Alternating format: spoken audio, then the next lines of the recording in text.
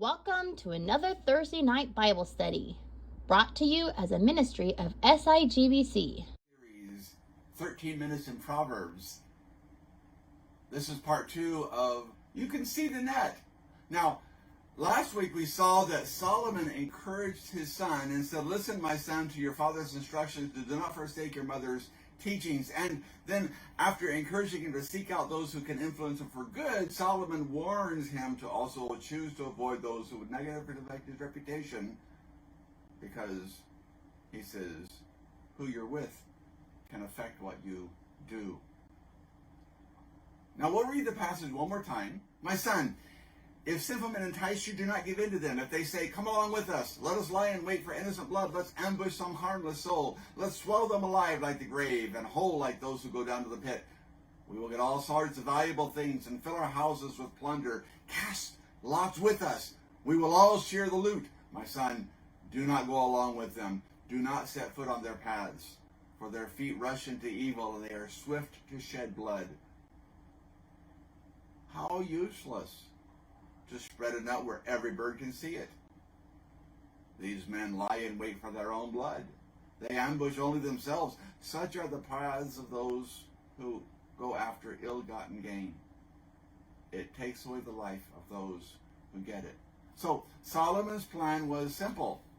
Heed the admonitions of those who know what they're talking about, and consider the consequences of following those who are going to negatively influence your choices, your feelings, your actions, and even your way of thinking. So the first caution was, of course, if evil men entice you, don't give in to them. Just take a strong stand. Remember, in the 80s, there was the anti-drug movement, and Nancy Reagan heading up the anti-drug movement. The campaign slogan was, "Just say no."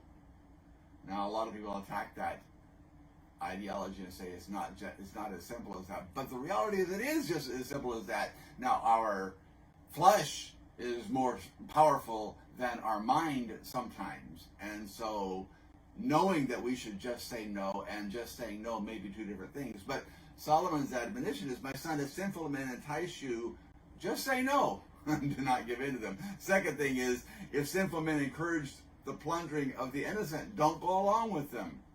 And he talks a lot about how that they cause the harm and the death of others who are innocent without giving it a second thought. And so he concludes, "My son, do not go along with them. Do not set foot on their paths.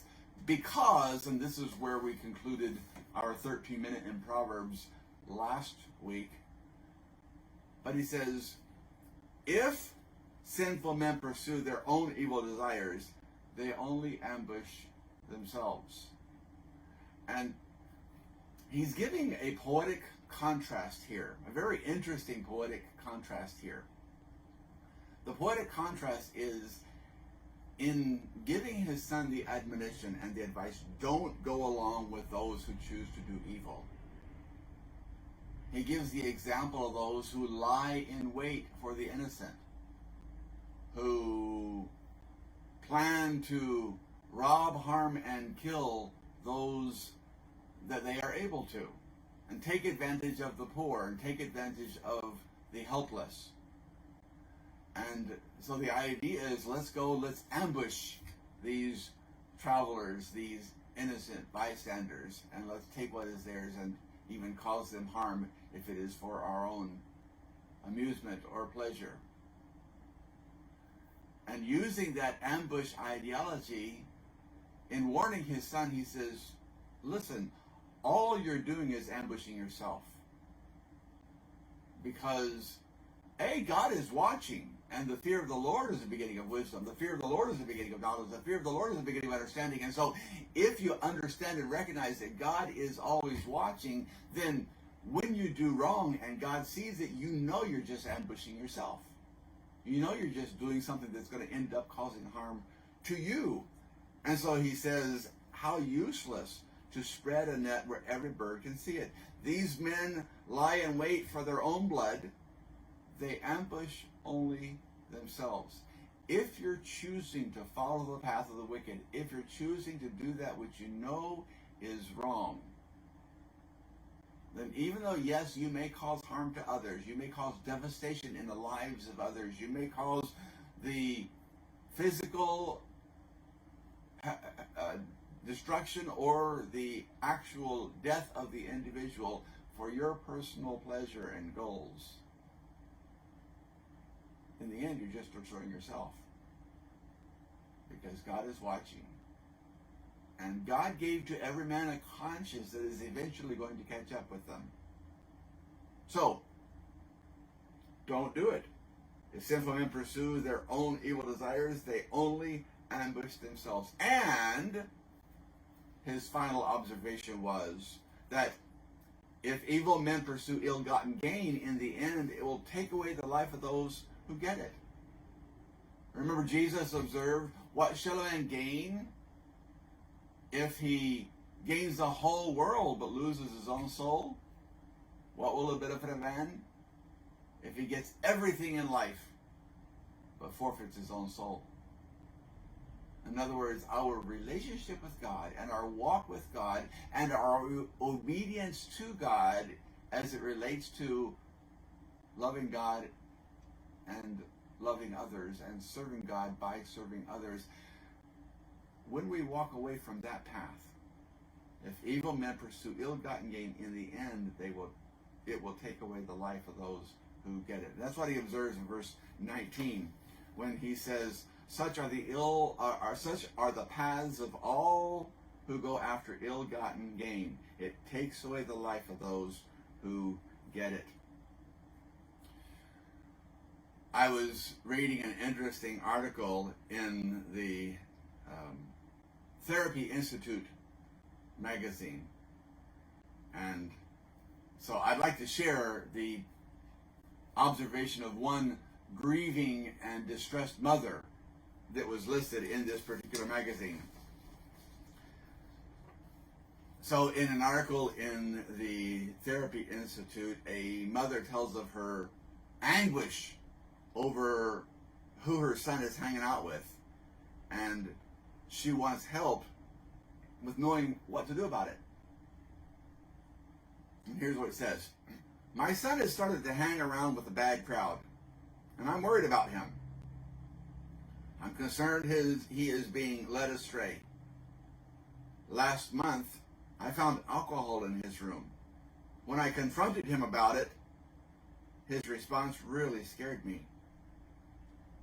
When I told my husband about his reaction, he got it into an even bigger row with him, and he stormed out of the house, and we didn't see him until 1 a.m. that morning. She continues about her son.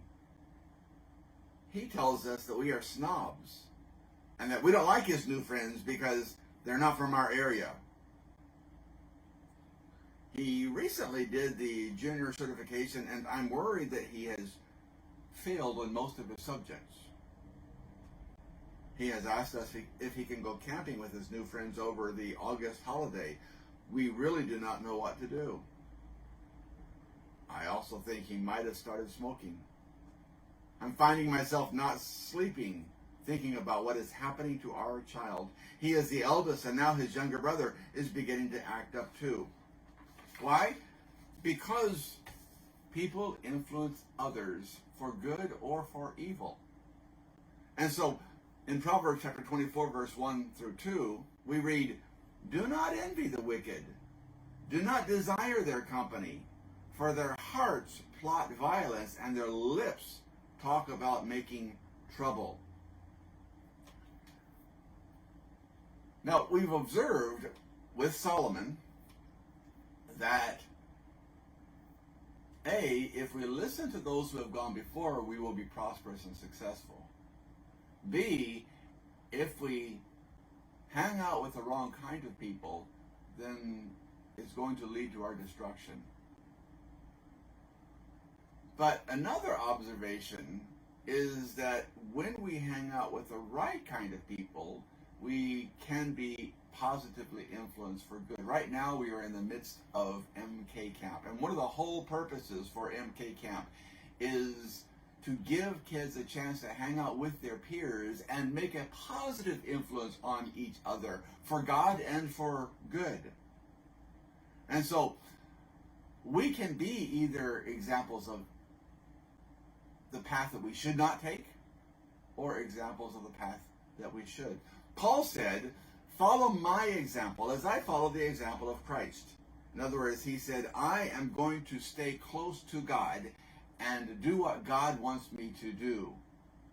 And you can follow my example as I follow the example of Christ. And in Ephesians chapter 5, verse 1 and 2, and then 6 and 7, Paul writes, follow God's example, therefore, as dearly loved children, and walk in the way of love. Just as Christ loved us and gave himself up for us as a fragrant offering and a sacrifice to God, let no one deceive you with empty words, for because of such things God's wrath comes on those who are disobedient. Therefore, do not be partners with them.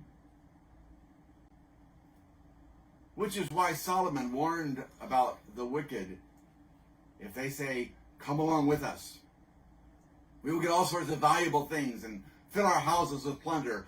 Cast lots with us. My son, do not go along with them, and do not set foot on their paths. 3 choices. Be a leader. Be a follower. Be an example. So as a leader, you choose to listen to those who have gone before. As a follower, you either follow the example of those who are good examples, or you follow the example of those who are negative examples.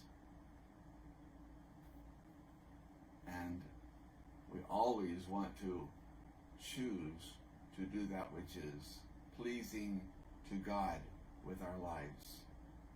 When you practiced penmanship years and years ago, you would have a sheet of paper. At the top would have the sample line, and then following that would be about 10 or 12 rows where you could write in cursive. And the interesting thing is, when you start at the top, right under the sample, you would do pretty well with your cursive. And then you do the next line, and you do the next line, and the farther away you got from the original sample, the worse your handwriting got, so that by the 12th line, it didn't look anything like the very first line. Why? Because the farther you were away from the original and the good example, the worse your writing tended to be. And so Solomon is saying, stay close to God. The fear of the Lord is the beginning of wisdom. Follow God's example in love, in thought, in choice and action. Thank you for listening. You can also join us in person or live on Facebook every Sunday at 2:30 p.m. Japan time. This has been a ministry of Sakahogi International Grace Baptist Church.